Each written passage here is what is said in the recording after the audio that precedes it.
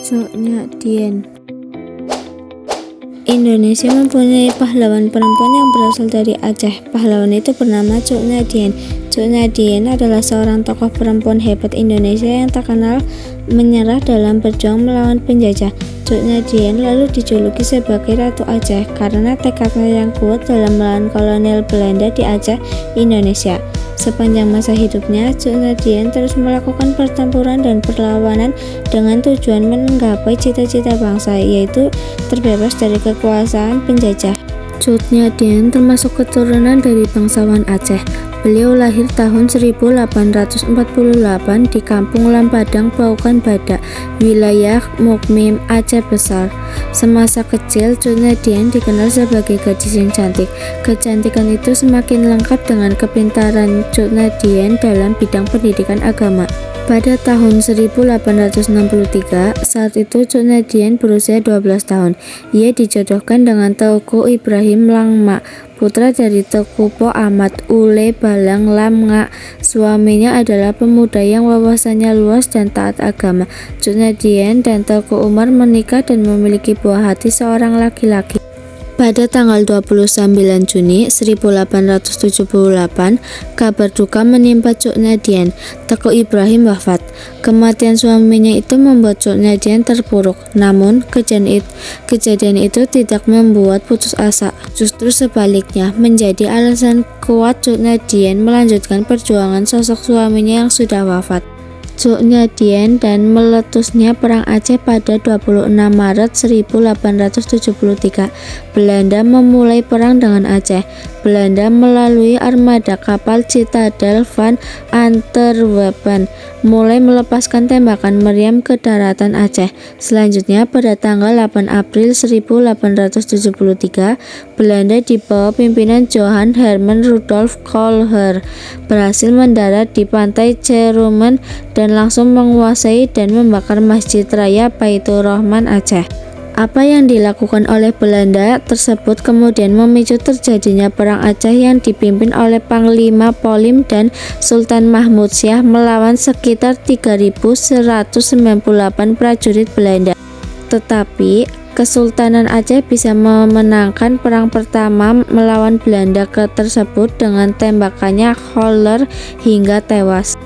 Pada tahun 1874 sampai 1880, di bawah kepemimpinan Jenderal Jan van Swieten, wilayah Vik Mukmim berhasil diduduki oleh Belanda. Begitu juga dengan keraton Sultan yang akhirnya harus mengakui kekuatan hebat dari kolonial Belanda. Dengan kejadian tersebut, memaksa Cut Nyak dan bayinya mengungsi bersama penduduk serta rombongan lain pada 24 Desember 1875.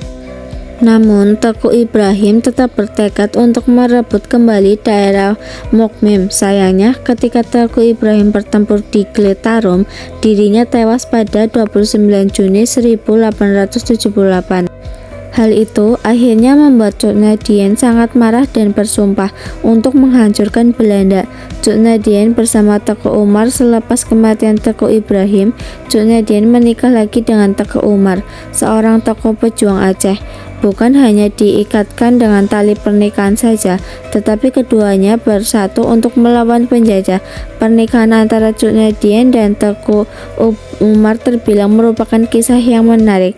Cut Nyak beralasan ingin berjuang bersama dengan laki-laki yang mengizinkannya turun ke medan perang untuk melawan kolonial Belanda, bukan hanya ingin mendapatkan sosok kepala rumah tangga saja.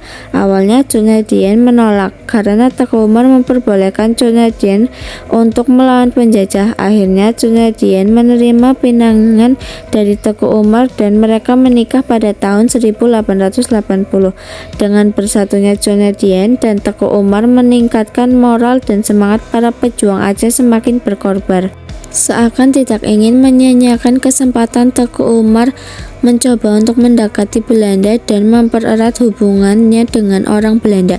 Pada tanggal 30 September 1893, Teku Umar dan pasukannya yang berjumlah sekitar 250 orang kemudian pergi ke Kutaraja dan menyerahkan diri kepada kolonial Belanda. Strategi dari Teku Umar akhirnya berhasil untuk mengelabui Belanda hingga mereka memberi gelar pada Teku Umar, yaitu Teku Umar Johan Pahlawan, dan menjadi Teku Umar sebagai komandan unit pasukan Belanda yang memiliki kekuasaan penuh. Pahlawan sampai The Metz Souvenirs. Cuk Nadian bersama Teku Umar menguatkan barisan para pejuang untuk kembali mengusir Belanda dari bumi Aceh. Keduanya melakukan pertempuran dengan semangat juang yang membara. Salah satu keberhasilan yang telah mereka lakukan yaitu merebut kembali kampung halaman Cuk Nadian dari kolonial Belanda. Selain itu, Teku Umar juga berpura-pura tunduk kepada Belanda demi mendapatkan pasokan persenjataan yang kemudian mereka gunakan kembali menyerang penjajah.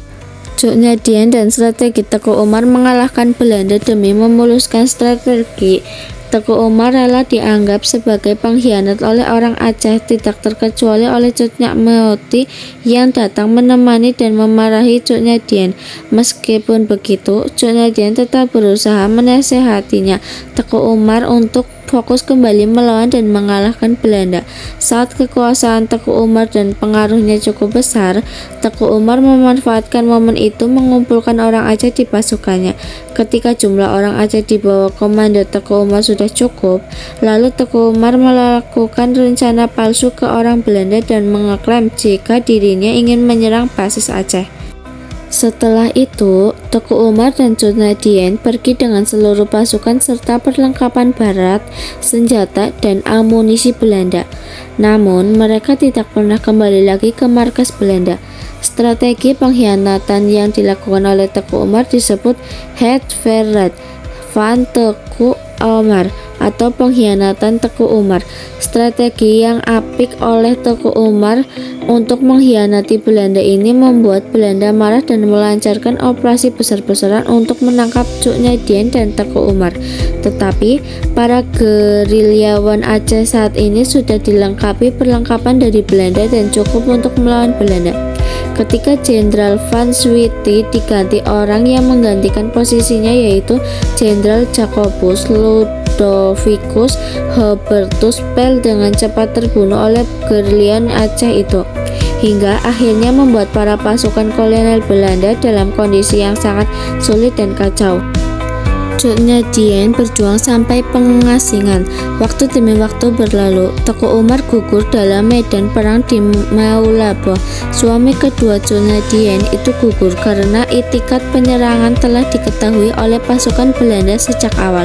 Walaupun orang-orang disayanginya telah meninggal, Cuk Nadian masih terus melanjutkan pertempuran selama 6 tahun. Ia bergiliran dari satu wilayah ke wilayah lain. Dalam waktu itu, ia bersama rakyat pejuang lainnya dihadapkan pada kesulitan hidup, penderitaan, kehabisan makanan, uang, dan pasokan senjata. Cuk Nadian dengan keadaan fisiknya yang mulai renta terus berupaya melarikan diri dari serangan Belanda.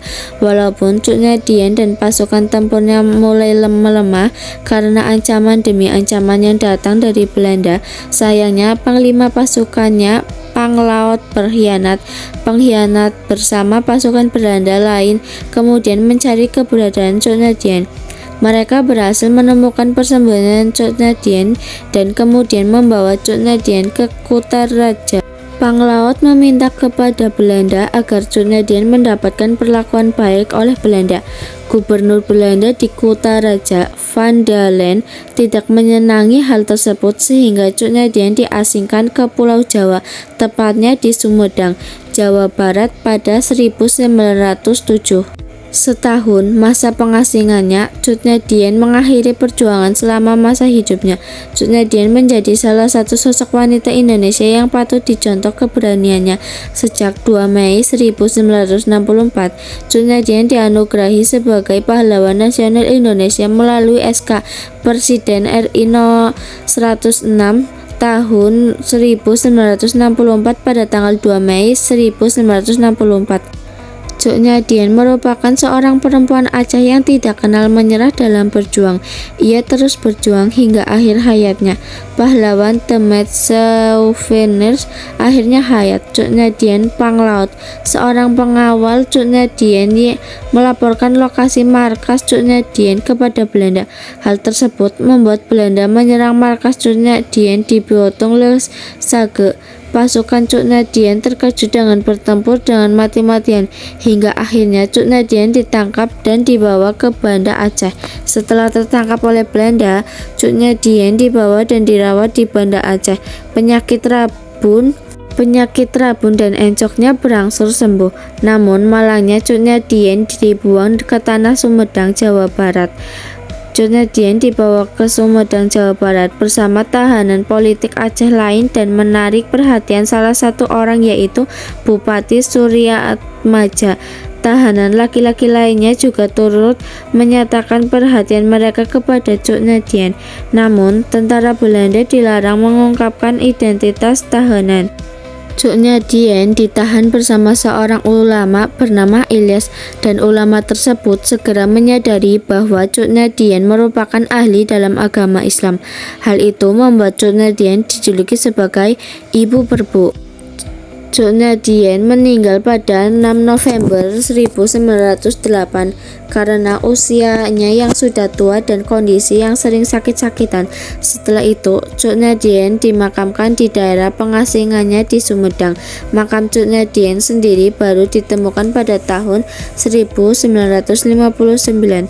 Itu juga karena permintaan Ali Hasan, Gubernur Aceh saat itu. Presiden Soekarno melalui Surat Keputusan Presiden Republik Indonesia Nomor 106 Tahun 1964 menetapkan Cuk Nyadien sebagai pahlawan nasional pada 2 Mei 1962. Sementara rumah Cuk Nyadien di Aceh dibangun kembali oleh pemerintah daerah setempat sebagai simbol perjuangan di tanah Rencong. Hingga sekarang, cerita tentang perjuangan Cuk Nyadien masih sering diperbincangkan dan dipelajari sebagai bagian dari sejarah di sekolah-sekolah dan pengetahuan umum. Fakta-fakta menarik tentang Cuk Nyadien. Ada beberapa fakta-fakta yang menarik tentang Cuk Nyadien. Di antaranya, Cuk Nyadien merupakan keturunan bangsawan besar yang berjuang bersama rakyat. Menikah di usia yang masih muda, yaitu 12 tahun. Ikut berjuang melawan penjajah bersama suaminya. Menikah kedua kali dan tetap melakukan perlawanan terhadap Belanda. Cuk Nyadien terus melakukan perjuangan dalam masa hidupnya.